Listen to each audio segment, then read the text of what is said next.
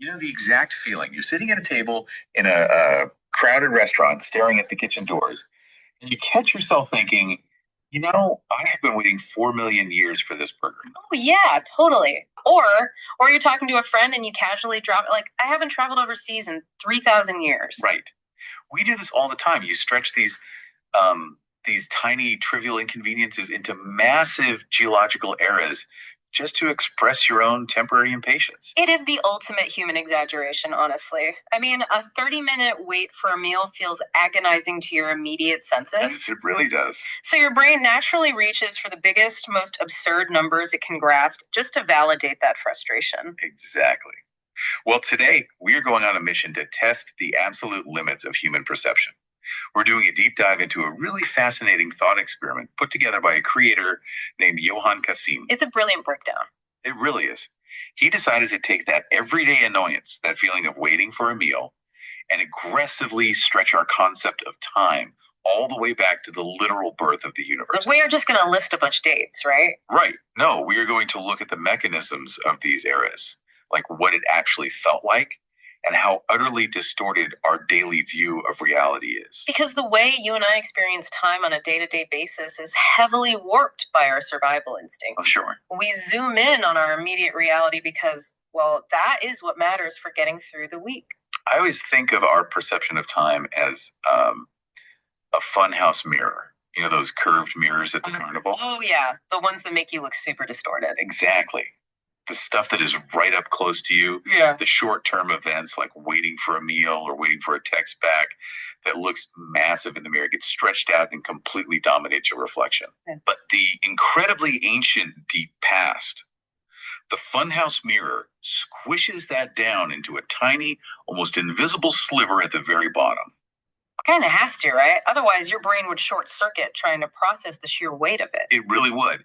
So, to step away from that funhouse mirror and look at the actual undistorted timeline of reality, we have to start by measuring something we actually think we understand. We need a benchmark. Exactly. We have to set a benchmark.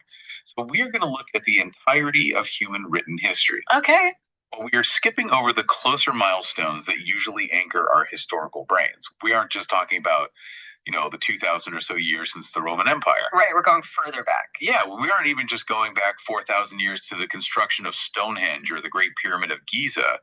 We're going to the very beginning of recorded human events in ancient Mesopotamia. So, when written history, like the moment someone first pressed a reed stylus into wet clay to keep a record, when that started, which was roughly 5,000 years ago? Exactly, 5,000 years ago.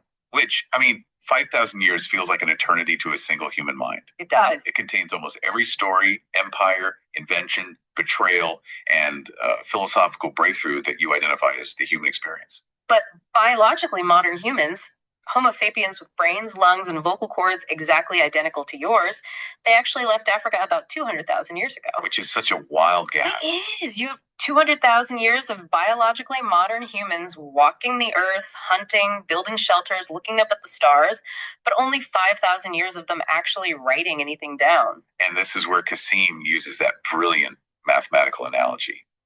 He scales that entire 200,000 year human journey into a single standard 60-minute clock. Right. So if you imagine the entire 200,000 years of modern humanity as a single 1 hour clock, our 5,000 years of recorded history takes up exactly 1 minute. Just 1 minute out of 60. Yeah. That 1 to 59 ratio should be deeply jarring to anyone who hears it. It really is. Our entire modern identity, the pyramids, the Renaissance, the Industrial Revolution, the moon landing, the internet, AI, everything we consider us is just the final 60 seconds of a much longer story. Wow. For 59 minutes, the clock was ticking. Generations were born, loved, fought, and died, and we have virtually no written record of what happened. See, I struggle with that 59-minute analogy, though. How so? Well, it feels almost arrogant to assume those unwritten minutes were just like empty, static time. If our entire documented history is just 1 minute on this clock, aren't we defining humanity with an incredible bias toward the finish line? That's a really fair point. Like, we are looking at a species that was biologically identical to us in minute 14 or minute 36. They had the same capacity for complex thought, the same vocal potential for rich language, the same emotional depth. Yeah, they were us. Exactly. It seems wild to judge the entire movie based solely on the end credits, just because they didn't leave a paper trail. But we define the human experience by our technological and architectural achievements because, well, that is what survives the elements. True. A stone temple lasts. Right. A stone temple lasts, but an oral tradition or a beautifully crafted wooden structure rots away. The people living in the 40th minute of that hour were undeniably forging complex societies, adapting to brutal ice ages, and migrating across vanishing land bridges. So Kasim's framework gently reminds us that our spotlight of recorded history is an incredibly narrow beam. Extremely narrow. And we are about to leave that spotlight entirely. We have reached the edge of human origins at 200,000 years. To keep moving backward, we have to forcefully shift your brain out of the thousands and into the millions. We are leaving the age of humans and entering the age of giants. So we take that entire human journey, that massive 200,000 year block we just discussed, and we multiply it by 5 to reach 1 million years. But in the grand scheme of geological time, a million years is barely a throat clearing. Right, because we have to multiply that million by 64 just to hit the end of the dinosaurs. Just the end of them. Exactly. 65 million years ago. That's when the Chicxulub impactor, which was a comet or asteroid roughly the size of Mount Everest, slammed into the Yucatan Peninsula. And the kinetic energy released by that was billions of times more powerful than the atomic bomb dropped on Hiroshima. Which is unfathomable. Yeah. But the impact itself isn't what killed off the dinosaurs worldwide, right? No, it was the mechanism of the aftermath. Right. The impact vaporized the sulfur-rich rock of the ocean floor, throwing a massive cloud of dust, soot, and aerosols into the upper atmosphere. That cloud literally blotted out the sun for years. Wow. Plants couldn't photosynthesize. The herbivores starved, and then the carnivores starved. It was a complete collapse of the global food web, which ended the Cretaceous period. So we took everything human, multiplied it by 5, and then multiplied it by 64 just to see the moment the dinosaurs died. Yeah. That massive mathematical leap doesn't even account for how long they actually lived. Dinosaurs ruled this planet for an estimated 250 million years. Which is just, it's hard to hold in your head. It really is. Let's try to put that into a physical perspective for you. Mm-hmm. If all of human written history, every war, every invention, every ancient civilization you've ever read about is a single step you take on the sidewalk, the age of the dinosaurs is a brutal cross-country ultramarathon. That's a great analogy. It is thousands upon thousands of miles of running, continents shifting, entire oceans opening and closing, thousands of new species evolving and dying out compared to your one single footstep. Because when you casually throw around the word millions, your brain completely fails to grasp its staggering physical weight. Right. A million years isn't just a big number with extra zeros. It is an unfathomable span of shifting tectonic plates and evolving ecosystems. We joke about waiting a million years for a burger, but living through a million years means watching mountains rise from flat plains and crumble back into dust. Which is mind-blowing. And going back another 250 million years before the dinosaurs brings us to an event that makes the Yucatan comet look like a firecracker. Oh, the Permian-Triassic extinction event. Right. Often called the Great Dying. Over 90% of all species on Earth were wiped out. And it wasn't an asteroid from space this time, right? No, the Earth essentially turned on itself. The mechanism here is a region called the Siberian Traps. Imagine a tear in the Earth's crust the size of Western Europe, erupting with flood basalts. Yeah. Just massive, continuous rivers of magma. And this wasn't an explosion that happened in a single afternoon. Right. The Siberian Traps erupted continuously for hundreds of thousands of years. As the magma pushed through the Earth's crust, it ignited massive underground coal basins. Oh, wow. Yeah. This pumped unfathomable amounts of carbon dioxide and toxic methane into the atmosphere. The greenhouse effect caused global temperatures to skyrocket. And the oceans absorbed all that CO2. Exactly. The oceans absorbed so much CO2 that they became wildly acidic, essentially suffocating marine life. It was a cascading failure of the entire Earth system. It is just catastrophe after catastrophe, separated by gulfs of time so vast they become nearly impossible to picture. So we have stripped away the humans. We have stripped away the dinosaurs and the bizarre pre-dinosaur monsters of the Permian. Now we are going to strip away life on land entirely to see what the planet looked like in extreme biological isolation. Going back another 200 million years to the Cambrian explosion. Right. The Cambrian explosion is a pivotal milestone. It is. This is a relatively brief period, geologically speaking, where most major animal phyla suddenly appear in the fossil record. But there's a catch, right? Yeah, here's the catch.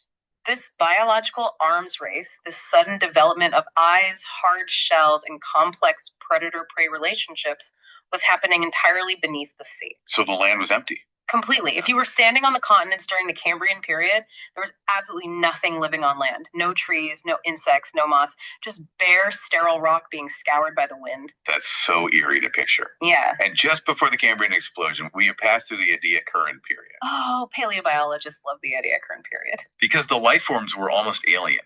We're talking about soft-bodied, quilted, frond-like organisms living in the deep ocean. Yeah, they didn't even have mouths or digestive tracts. Exactly. They just passively absorbed nutrients from the water. There were no predators yet. It was this bizarre, peaceful, fractal-like garden of life that existed right before the brutal arms race of the Cambrian Sea began. And pushing past that early life, we zoom back to a geological reality that completely redefines how we understand time. The deep freeze. Right. Before complex life took hold, there was a period of roughly 1 billion years where the Earth was entirely iced up. We refer to this as the snowball Earth or slush ball Earth hypothesis. Meaning the whole planet from the poles all the way to the equator was encased in this shell of ice. Entirely. This isn't just an ice age where glaciers moved down to North America. The entire globe was a frozen rock floating in space. And the mechanism behind this is fascinating. Yeah, it's driven by something called the albedo effect. Ice is white, meaning it reflects sunlight back into space much better than dark ocean water or land masses. Right. As the Earth began to cool and ice sheets grew from the poles, they reflected more and more solar energy away from the planet. This created a runaway positive feedback loop. Exactly. The more ice there was, the colder the Earth got, which created more ice. So the entire planet locked up into a frozen standstill.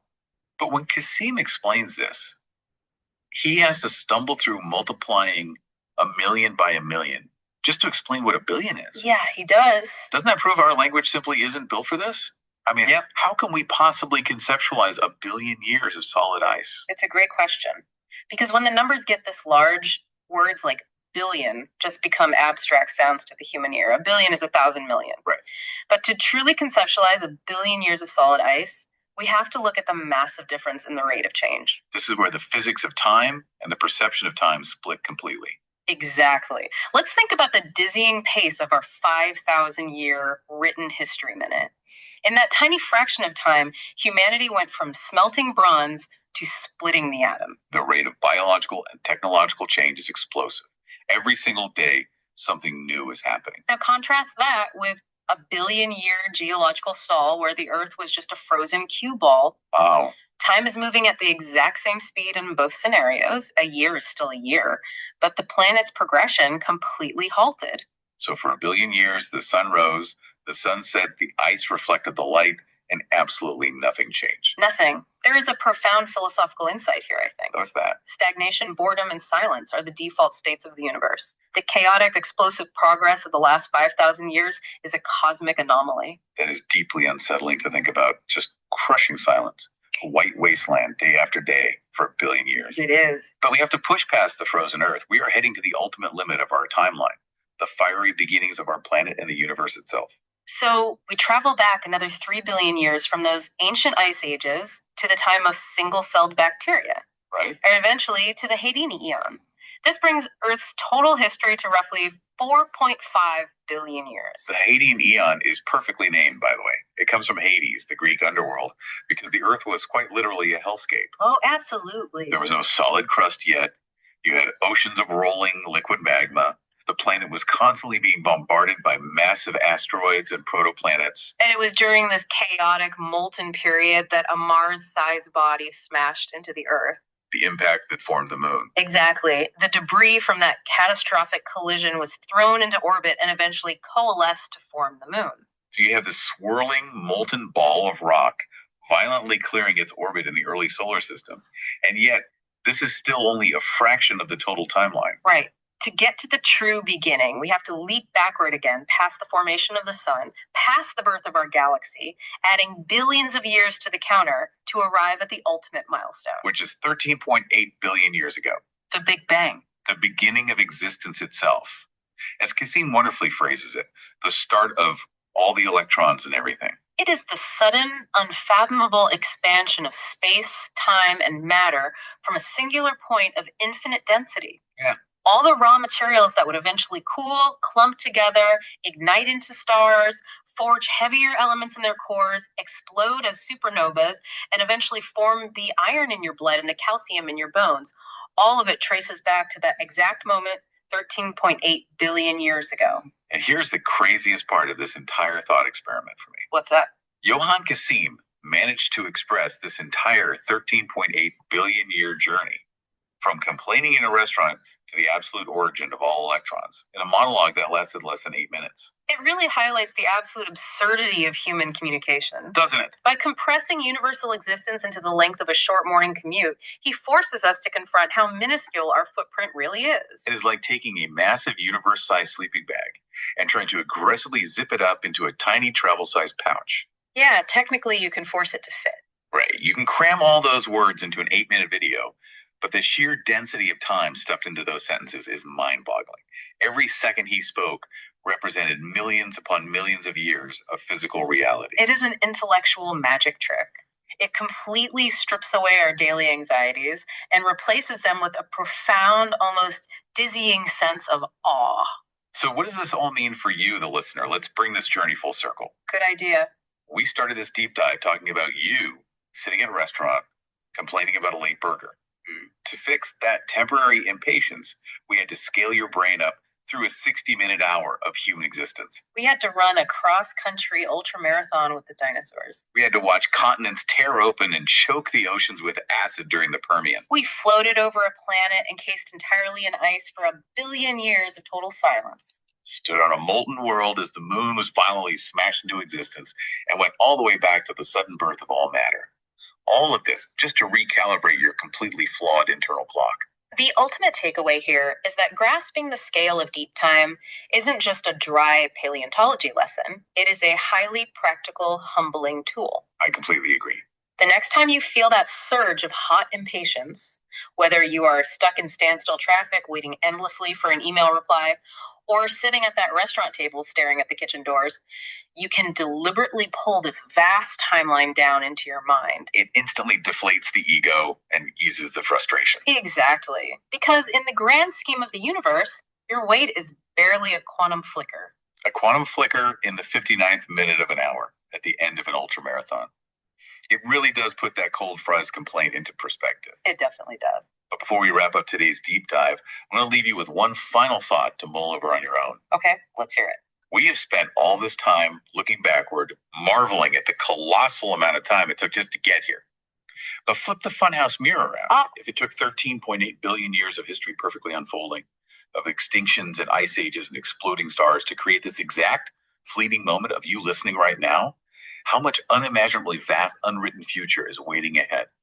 And how completely tiny will our precious written history look to whoever or whatever is looking back at us 59 minutes from now?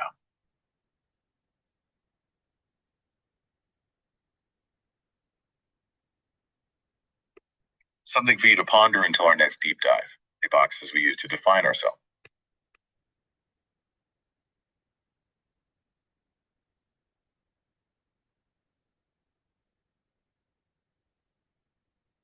If you take all of human history, the construction of the pyramids, the rise and fall of the Roman Empire, the moon landing, the internet, and you map that onto a 1-hour clock, we've only been writing things down for the last 60 seconds. Yeah, the literal last minute. It's wild. Welcome to today's deep dive. We are talking directly to you, the learner.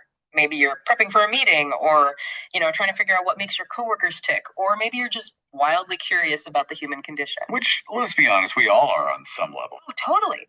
Today we're pulling from 2 phenomenal lectures by Johann Casim. And these are going to completely dismantle how you perceive the vastness of history and then reconstruct how you understand your own human nature. Right. We are essentially compressing billions of years of history into a scale you can easily visualize. And then we're going to explore this highly provocative theory from Casim about how ancient survival strategies, specifically the deep ancestral divide between hunting and farming, might actually secretly govern the personalities of world leaders and even dictate why you chose your current career. Exactly. It's that granular. Okay, let's unpack this, because to understand human nature, we first have to completely shatter our everyday sense of time. Yeah, Kasim points out something we've all experienced. Think about when you're waiting for your food at a restaurant. 30 minutes can feel like an agonizing eternity, right? Hey, for sure. You just stared at the kitchen door. Right, because our brains are hardwired to prioritize the immediate present. But let's look at actual geological time.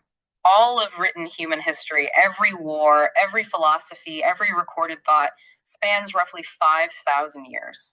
Which sounds like a lot until you realize modern humans have been walking this planet for about 200,000 years. Yeah, the mathematical reality of that is just stunning. Written history represents only 1/59th of our actual existence as a species. 1/59th. Wow. Yeah, that leaves 59 other massive epochs of time, each equal to the entirety of recorded history, where humans were simply wandering the earth, surviving, adapting, and not leaving a single written word behind. Which brings us back to that 1 hour clock analogy. Yeah. But we spend our entire lives obsessing over the final minute. Does this imply that in those other 59 minutes, there's enough space for entire lost civilizations that might have, risen, built stuff, and collapsed before we ever started etching things into stone? If we connect this to the bigger picture, Kasim actually entertains that exact conjecture. Boy, really? Yeah. He suggests that humanity might have reached certain levels of modernity in previous unwritten cycles that were simply lost to the elements. I mean, the sheer vastness of our unrecorded time completely humbles our recorded achievements. And if we zoom out past humanity, the scale gets even more terrifying. Kasim walks us backward. Like 65 million years ago, an asteroid wiped out the dinosaurs. Right. But the dinosaurs had already dominated the planet for 250 million years before that rock even hit. Yeah, and go back further, and you hit the Permian extinction driven by the Siberian Trap. Which was that massive region of volcanic eruptions, right? Exactly. It literally choked the planet's atmosphere with ash and turned the oceans acidic. Just a complete reset button. Pretty much. And pushing back even further, we encounter the Cambrian explosion under the sea, which was an era filled with these bizarre alien like organisms that look nothing like modern biology. And beyond that, there's a literal billion-year period where the entire Earth was just a frozen ball encased in ice. A billion years of just ice, all the way back to the planet's formation roughly 4.3 billion years ago. Which was a molten, chaotic hellscape. Right. So when you map it all out, our entire recorded existence is a microscopic fraction of a sliver of that timeline. It really places our modern anxieties into a stunningly brief cosmic context. It does. So if our recorded history is just the final minute on that human clock, what was the catalyst 10,000 years ago that finally made us stop wandering around the savannah, settle down, and eventually start writing? It was a seemingly insignificant plant, grass. Grass. Yeah, Kasim argues this fascinating inversion of how we normally think about agriculture. Like, human beings did not domesticate plants. Grass actually domesticated us. That's such a wild way to frame it. But it makes sense.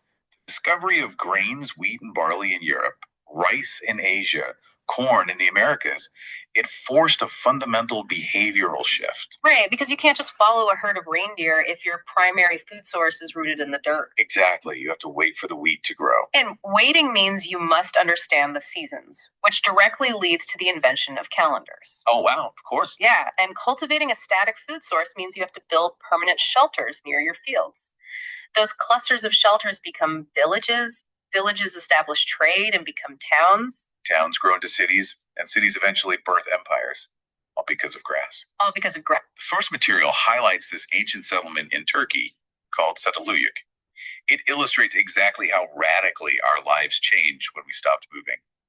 The entire city was a dense honeycomb of mud brick buildings with literally no traditional streets whatsoever. No streets at all. None.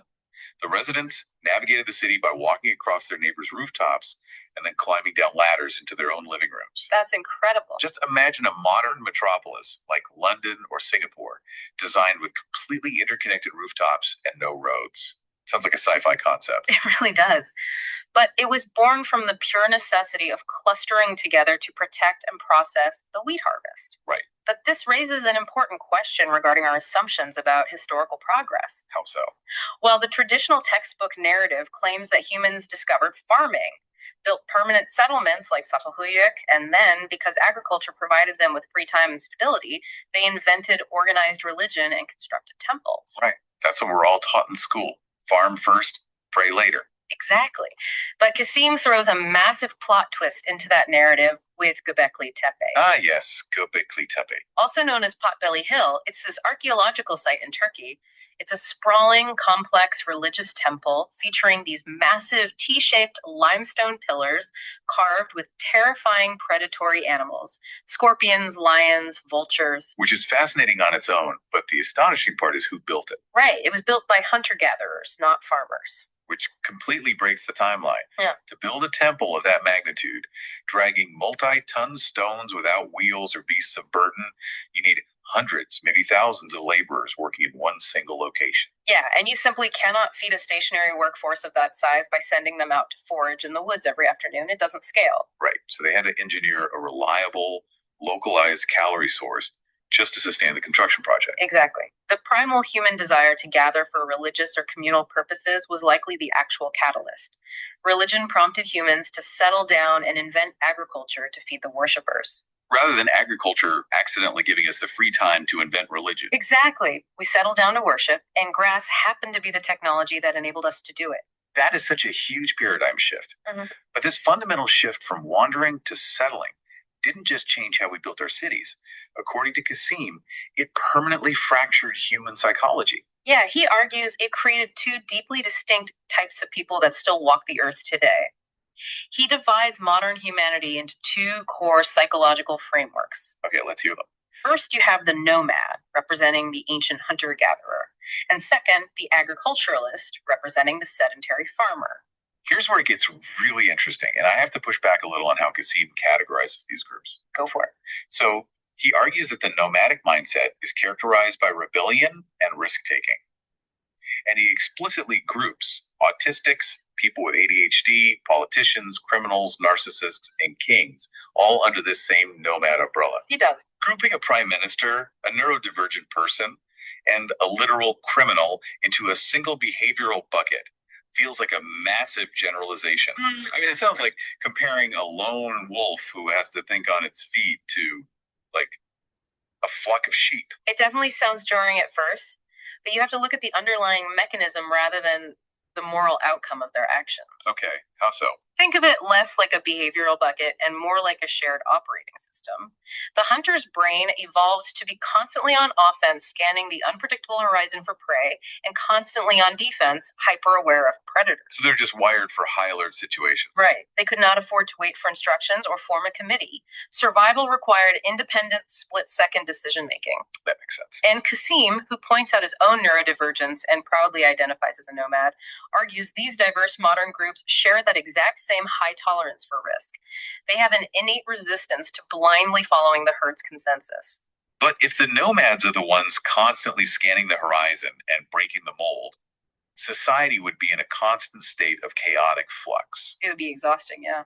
It sounds like the difference between a scout and an engineer. The scout thrives in the chaotic unknown, mapping dangerous territory. But you wouldn't want the scout designing the structural load of a suspension bridge. No, definitely not. You want the meticulous, rule-following engineer for that. The scout and the engineer is a perfect metaphor. The agriculturalists are the engineers. They are the rule followers who thrive on stability, compliance, and the predictable, cyclical routines of farming life. So we really need both. Society desperately needs both. Neither is inherently better. The agriculturalist mindset builds societal trust. They construct the stable infrastructure, they encode and follow the laws, they ensure the harvest comes in on time. Without them, civilization collapses into anarchy. Exactly. Kasim uses a brilliant workplace analogy to drive this home. If you take a loyal, rule-following agriculturalist, someone who excels at maintaining systems, and force them to launch a highly volatile, risky startup. It's like shoving a square peg into a round hole. They'll freeze under the unpredictable pressure. Exactly. Conversely, if you take a rebellious, independent nomad and force them into a rigid corporate cubicle to follow strict bureaucratic policies, they will be miserable, disruptive, and likely get fired. Or they'll bypass the bureaucracy entirely and attempt a hostile takeover of the company. Right. And to demonstrate how this nomadic psychology actively forces massive historical shifts, Kasim offers three compelling case studies of leaders who absolutely refuse to play by the agriculturalist rules of their eras. Right. We've got Oliver Cromwell, Lee Kuan Yew, and King Henry VIII. Let's start with Sir Oliver Cromwell in 17th century England. You have King Charles I, a monarch who firmly believed in the divine right of kings. Which meant he believed God alone placed him on the throne. So he didn't need to consult Parliament or, the laws of men. Right. And this deeply offended the English tradition rooted in the Magna Carta, which established that even the king is subject to the law. Yeah, Charles had refused to call Parliament for over a decade, arbitrarily taxing the public to fund his wars. So Cromwell, who was a commoner driven by a fierce, unshakable Protestant faith, steps into this powder keg. He leads the parliamentary forces and utterly defeats the royalists in the English Civil War. Now, a normal agriculturalist leader might have exiled the king or forced him to sign a treaty limiting his powers. But Cromwell makes a profoundly nomadic move. He really does. He puts a divinely appointed king on trial for treason against his own people. He commits regicide. The source even notes the chilling final moments of Charles I on the scaffold, where he tells his executioner, "Let me pray first, and when my hands are like this, you can strike my neck." It's intense. Executing God's anointed sovereign was conceptually unthinkable to a society built on hierarchical obedience. So why did he do it? Cromwell bypassed centuries of established tradition because he was acting on a higher internal vision.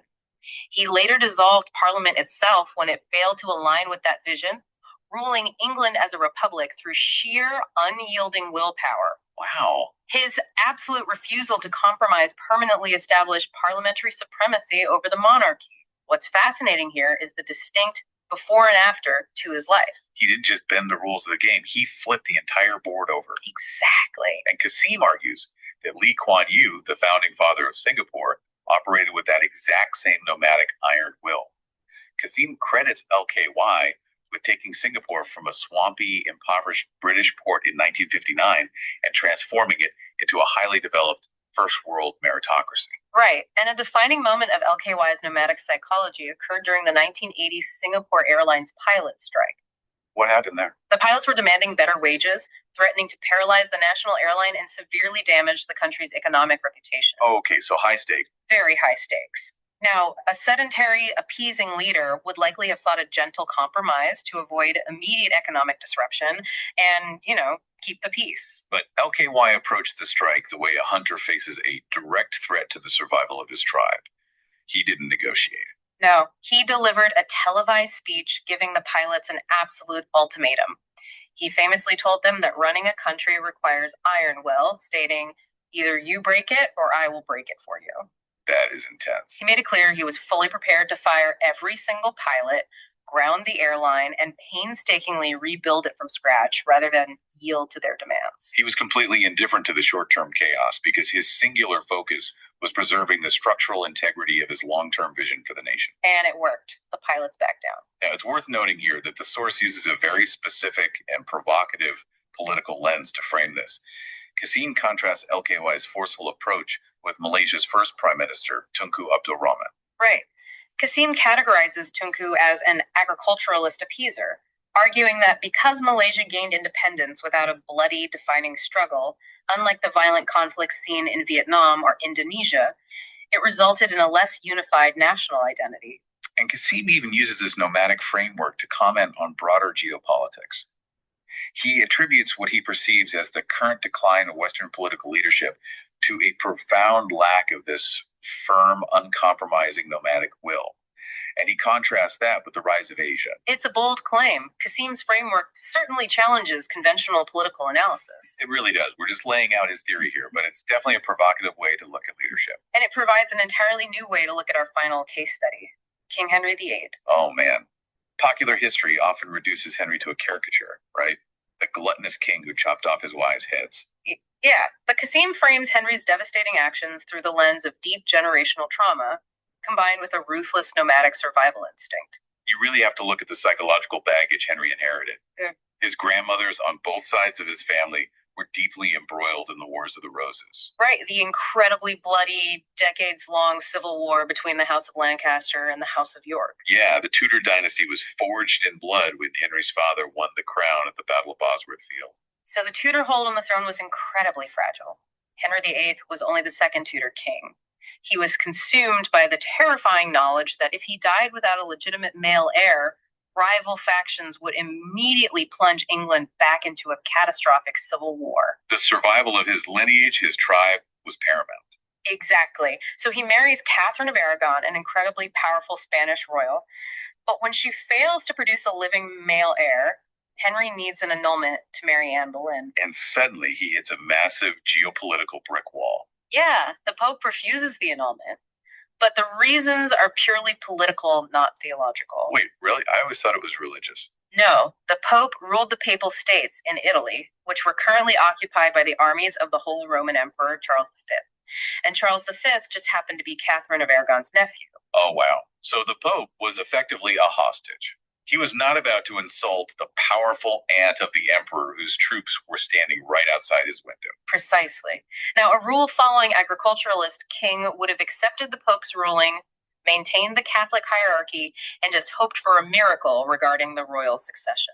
But Henry's hunter brain kicks in. He sees the Pope not as a sacred spiritual authority to be obeyed, but as an immediate predator threatening the survival of his dynasty. What's fascinating here is the common thread tying Cromwell, LKY, and Henry VIII together. When faced with an insurmountable obstacle, they do not manage the problem. They obliterate the context in which the problem exists. Yeah, Henry uses his sheer willpower to break England entirely away from the Roman Catholic Church. He establishes the Church of England, installs himself as its supreme head, and grants himself his own divorce. He upended centuries of deeply entrenched religious tradition, fundamentally altered the global balance of power, and ruthlessly executed anyone, including Anne Boleyn and Thomas Cromwell, who failed his vision or stood in his way. It's the ultimate nomad move. We have covered an incredible expanse of territory today.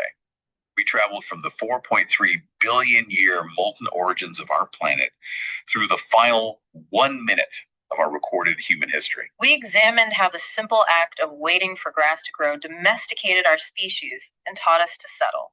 And finally, we explored the nomadic leaders who continually ripped up that meticulously planted lawn to build entirely new realities. Viewing history not merely as a sequence of dates, but as a continuous vibrating clash between ancient psychological survival strategies, the scout mapping the unknown versus the engineer maintaining the system, it provides a really powerful analytical tool. So what does this all mean?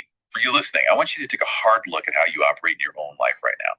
Are you a nomad or an agriculturalist? Yeah, do you crave the stability, the clear rules, and the predictable seasonal routines of the metaphorical farm? Or are you a risk taker, constantly scanning the horizon, bristling the second someone tries to micromanage you? Are you currently trying to force your own square peg nomadic personality into a round hole corporate career? Recognizing your own ancient operating system is such a crucial exercise in self-awareness. It can demystify so many of your modern frustrations, explaining why certain environments drain you while others make you come alive. But I want to leave you with one final provocative thought to chew on. Kassim builds his entire theory on the idea that our deep ancient past, the physical reality of hunting prey on the wild savanna versus plowing the soil on a physical farm, dictates who we are today. Right. But look at the trajectory of our current world. It's becoming overwhelmingly virtual. We spend massive portions of our lives interacting through screens, existing in a digital environment that is neither a dangerous forest to hunt in nor a physical field to harvest. We are rapidly migrating our consciousness into the cloud. Exactly. So, if our physical environment fundamentally shaped our ancient psychology, will this completely alien digital environment force an entirely third type of human psychology to emerge in the centuries to come? A personality built not for hunting and not for farming, but optimized entirely for navigating the digital ether. We started this deep dive by talking about the neat little personality boxes we use to define ourselves. Maybe those boxes aren't just murky. Maybe the boxes themselves are on the verge of becoming completely obsolete. Something for you to ponder until our next deep dive.